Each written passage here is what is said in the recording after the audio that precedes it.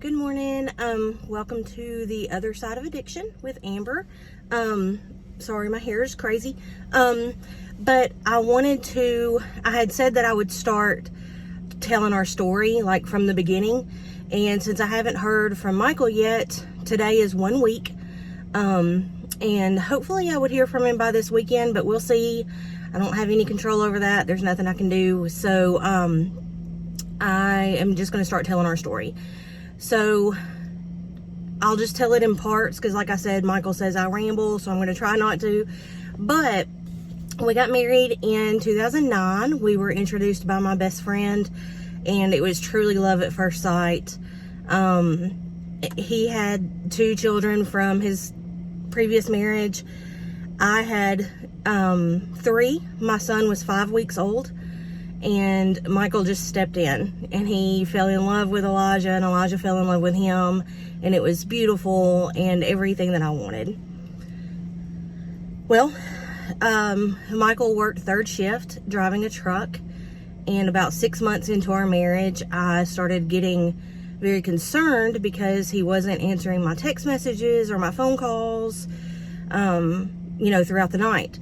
So I checked our phone records and noticed that he was texting and calling some different numbers at, 1, 2, 3, 4 o'clock in the morning. And I asked him about it, and we rode horses at the time, and he said, I was just talking to so-and-so about horses. I'm like, well, who are you talking to at 3 or 4 o'clock in the morning about horses? So I called the numbers. It was other girls.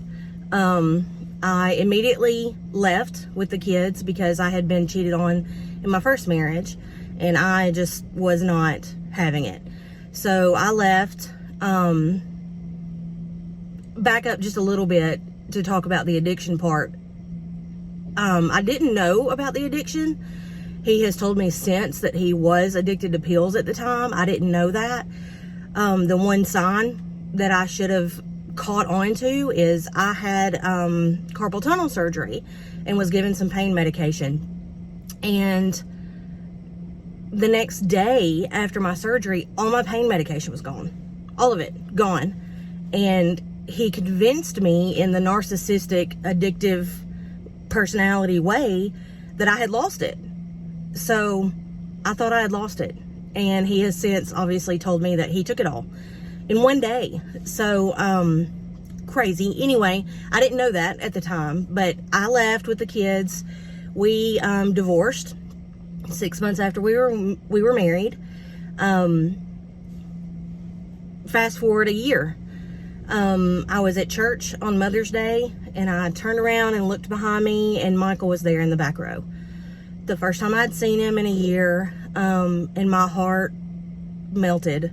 So we agreed to meet up and have a conversation and just talk. And we got married a month later. Remarried a month later. So that's where we've been for the last 10 years, is remarried. But honestly, until the last 2.5 years, we've been separated more than we've been together. It has been chaos. It has been torture. We have both had issues with infidelity and made horrible choices in our marriage. We have put our kids through Hades, back and forth, moving out, moving in, kicking out, coming back, a lot of arguing, fighting, screaming, yelling,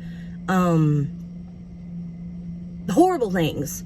And so in that process, Michael, about 5 years ago, Michael told me that his dad had cancer, and his parents lived about 3 hours away at the time. So he said he needed to go be with his dad. I understood because my dad died of cancer when I was 17.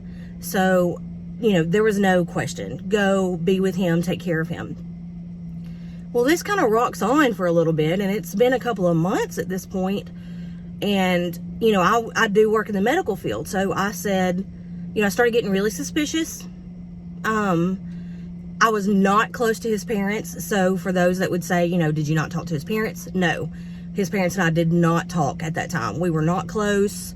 There had been too much damage done by each of us in our marriage that neither one of our parents were close to the other.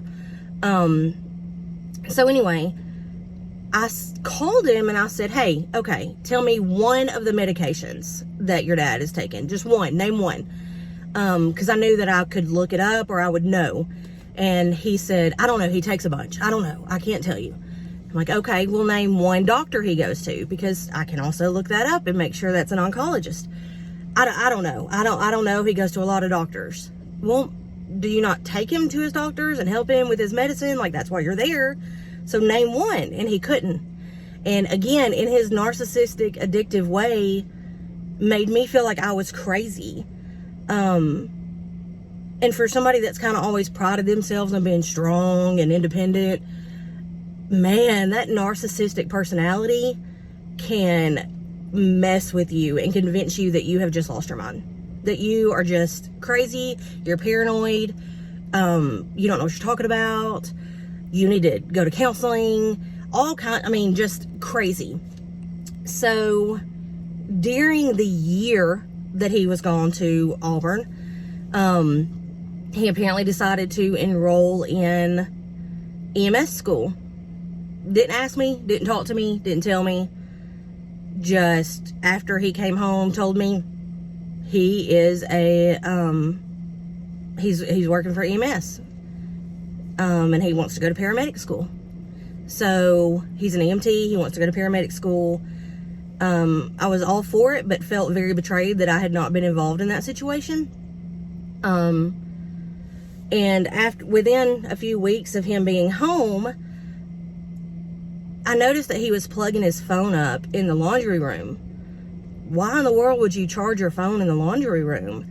So one night I went in there, and I was doing laundry, and he got a text that said, "I miss you, baby." Well, of course I call back.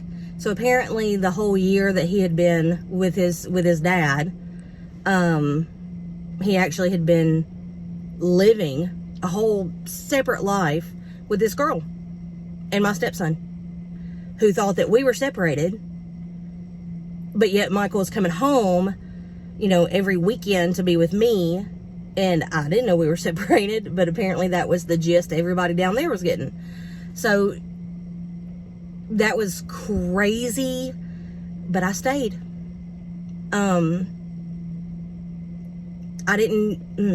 It was crazy. Again, in the last 10 years, there's been issues on both sides. So please don't, Michael's not the only one that made horrible decisions and horrible choices. So, that affected where we ended up. It wasn't just him. But that was a pretty crazy situation. His dad did not have cancer.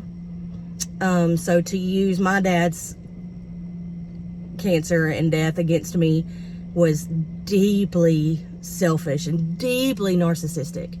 The best thing that happened to us happened on August 24th, 2019, when Michael, 2019, when Michael was arrested. I will go into more detail about that later, but that was the best thing that ever happened to us, was Michael being arrested.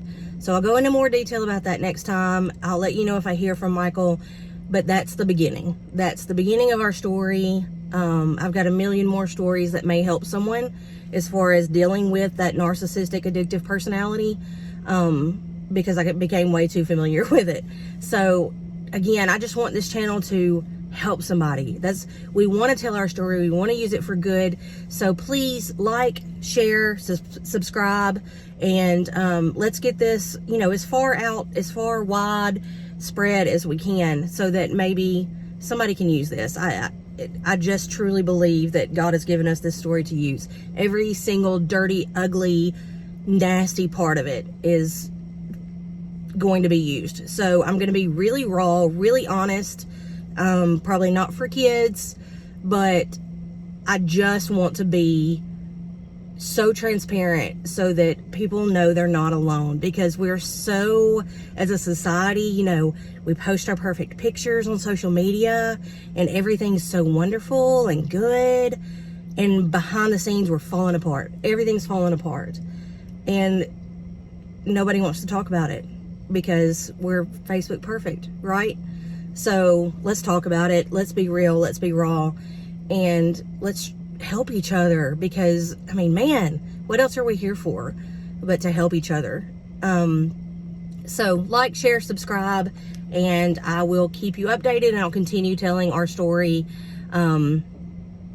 you know, every episode. So I'll continue the story. Like, share, subscribe, and I'll talk to you soon. Thank you.